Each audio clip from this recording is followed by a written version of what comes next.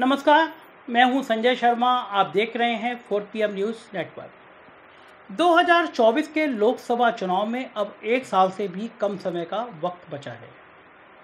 ऐसे में सभी राजनीतिक दलों ने अपनी अपनी तैयारियां शुरू कर दी हैं।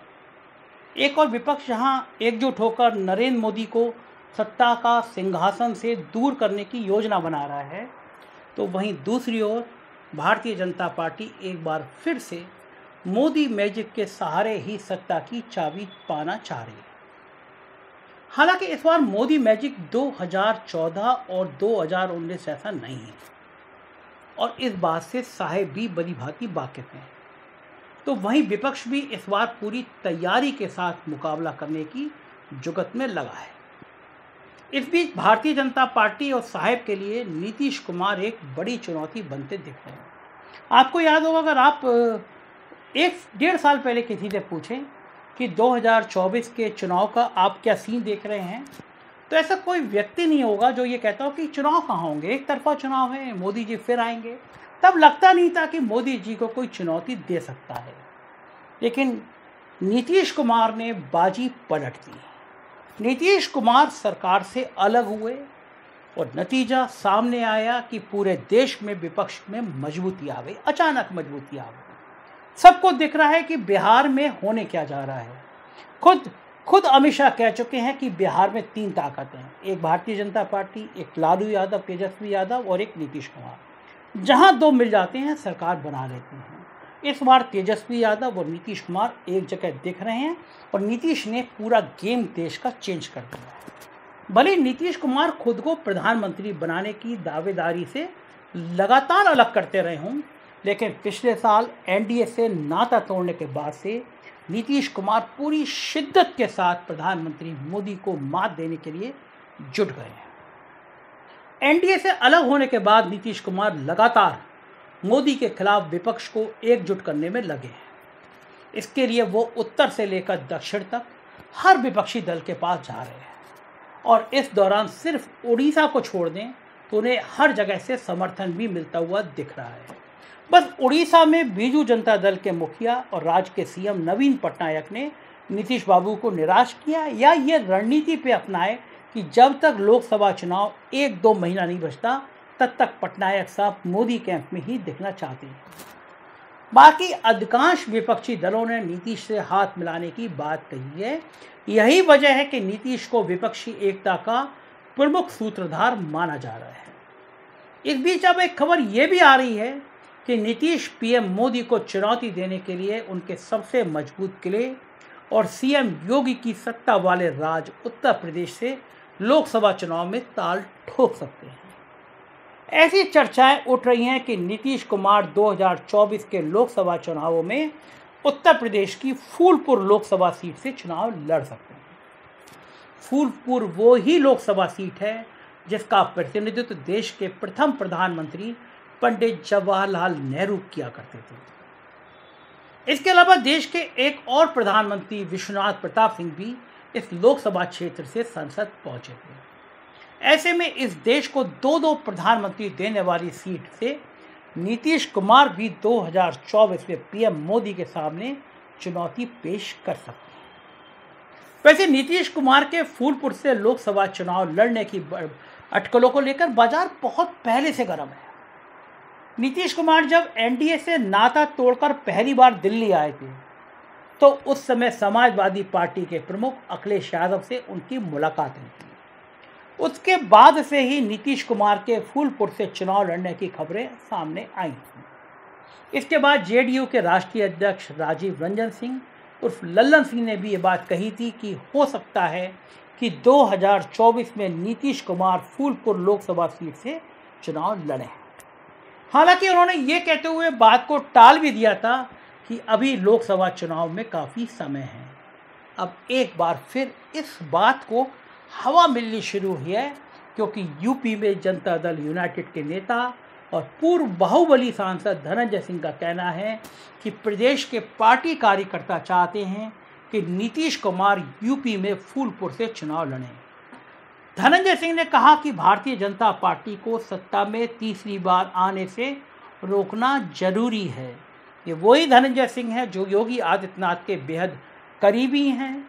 जब बनारस में मैं था, विधानसभा के चुनाव चल रहे थे, धनंजय सिंह जौनपुर से चुनाव लड़ रहे थे, बीजेपी ने उनके खिलाफ प्रत्याशी खड़ा किया था। मैं रात के 1:30 बजे इंटरव्यू करने पहुंचा था।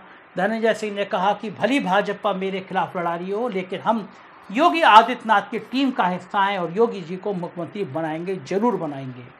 योगी जी के करीब कह रहे हैं।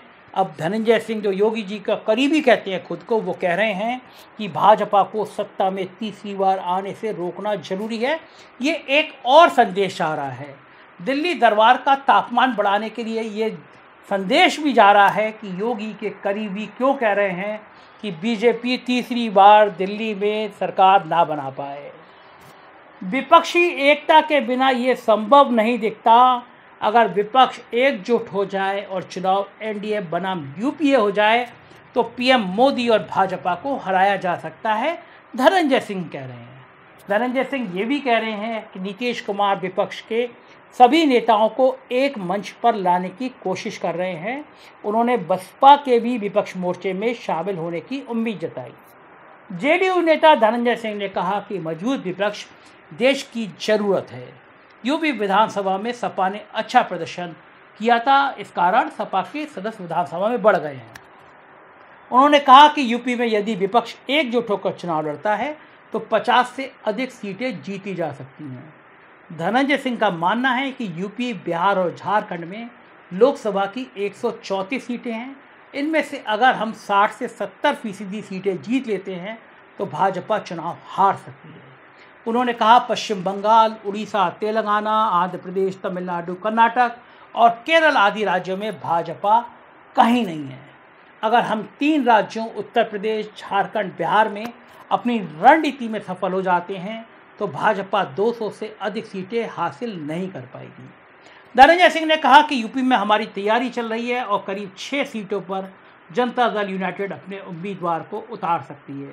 मैं ये बता दूं, धनंजय सिंह केवल योगी के नहीं बल्कि राजनाथ सिंह के भी बहुत करीबी हैं। धनंजय सिंह को राजनीति में लाने का एक बड़ा श्रेय राजनाथ सिंह को भी दिया जाता है। दिल्ली दरबार और उत्तर प्रदेश दरबार के संघर्ष सब जानते हैं, तो योगी और राजनाथ की दिल्ली दरबार से खटपट भी सब जानते हैं। इसका मतलब भारतीय जनता पार्टी के आंतरिक लड़ाई का भी एक चेहरा है धनंजय सिंह का ये बयान। वैसे फूलपुर से ही नीतीश कुमार को बार बार चुनाव लड़ने की बात इसलिए भी कही जाती है क्योंकि प्रयागराज जिले में आने वाला फूलपुर पूर्वी यूपी का हिस्सा है और ये बिहार की सीमा से काफ़ी सटा हुआ है। ऐसे में नीतीश कुमार इसका फ़ायदा उठाना चाह रहे हैं। वहीं फूलपुर के एक स्थानीय समीकरण भी कुछ ऐसे हैं जो नीतीश कुमार को यहाँ से चुनाव लड़ने के लिए काफ़ी आकर्षित करते हैं। दरअसल फूलपुर कुर्मी बहुल सीट है। यहाँ से 8 बार पटेल यानी कुर्मी बिरादरी के प्रत्याशी चुनाव जीते हैं और मौजूदा सांसद केसरी देवी पटेल भी कुर्मी बिरादरी से हैं, जबकि नीतीश कुमार खुद भी इसी समुदाय से आते हैं और उत्तर प्रदेश में 1 से 1.5 दर्जन सीटों पे कुर्मी समुदाय सीटों को प्रभावित करता है। इसलिए नीतीश कुमार इस सीट की ओर लालायत हो रहे हैं। अगर जातीय समीकरण पर नज़र डालें तो यहाँ हम पहले बता चुके हैं कि सबसे ज़्यादा असर पटेल यानी कुर्मी वोटर हैं, उसके बाद यादव, मुस्लिम और ब्राह्मण वोटरों की संख्या यहाँ सबसे ज़्यादा है। ऐसे में नीतीश पटेल के सहारे ही चुनाव लड़ने की योजना बना सकते हैं, जबकि सपा और कांग्रेस से गठबंधन होने पर भी मुस्लिम और यादव वोट भी नीतीश के खाते में जा सकता है। इसलिए फूलपुर को नीतीश अपने लिए सबसे उचित समझ रहे हैं। वहीं फूलपुर सीट आज़ादी के बाद से ही कांग्रेस का गढ़ रही है और बाद में समाजवादी पार्टी और बसपा भी यहाँ से चुनाव जीत चुकी है। हालांकि 2014 और 2019 के लोकसभा चुनावों में बीजेपी ने इस सीट पर अपना परचम लहराया है। शायद पिछले 2 परिणामों की वजह से नीतीश कुमार उम्मीद कर रहे हैं कि पूर्वी उत्तर प्रदेश की इस सीट पर उन्हें सपा और बसपा दोनों का समर्थन मिल सकता है।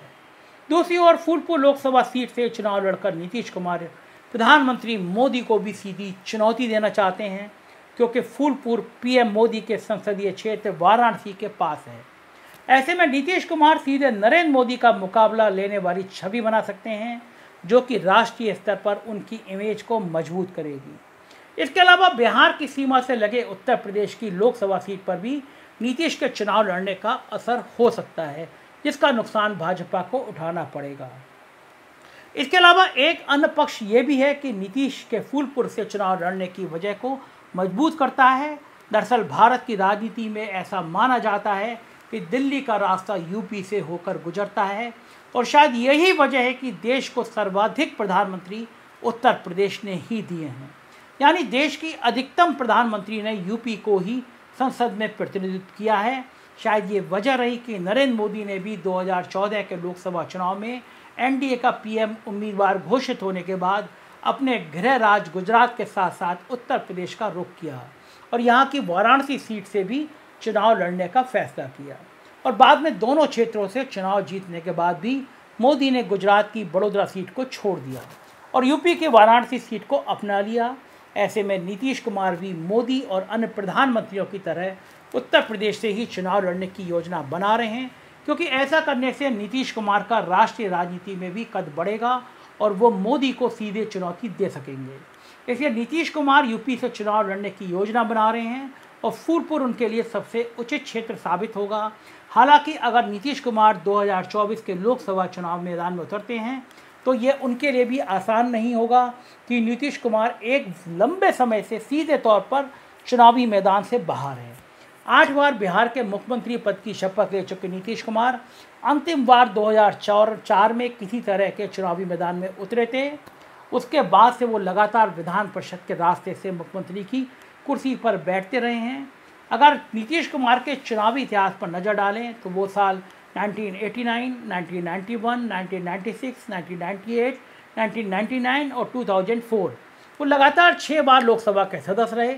यानी 2004 में नीतीश अंतिम बार लोकसभा चुनाव लड़े थे और ताज्जुब की बात यह है कि 8 बार राज्य के मुख्यमंत्री की शपथ ले चुके नीतीश कुमार विधानसभा का अंतिम चुनाव 1995 में ही लड़े थे।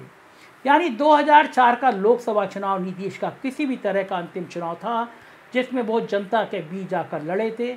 ऐसे में अगर 2024 में नीतीश कुमार फूलपुर से लोकसभा का चुनाव लड़ते हैं तो 20 साल बाद वो जनता के बीच जाकर किसी तरह का चुनाव लड़ेंगे। ऐसे में नीतीश के लिए भी थोड़ा मुश्किल होगा।